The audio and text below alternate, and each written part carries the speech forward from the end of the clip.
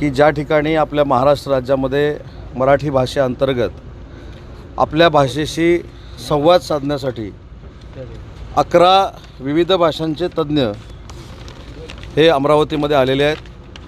त्याच्यामध्ये तामिळ असेल, संस्कृत असेल, कन्नड, तेलुगू, मल्याळम, ओडिया, पाली, प्राकृत, आसामी, बंगाली आणि शेवटी आपली मातृभाषा मराठी ही आहेच, ज्याच्यासाठी आम्ही सगळे काम करतो आहे।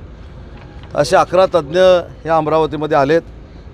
मराठी भाषा विद्यापीठानं आणि मराठी भाषा विभागानं याच्यामध्ये पुढाकार घेतला आहे आणि आज त्यांना भेटून देखील मनापासूनचा आनंद झाला।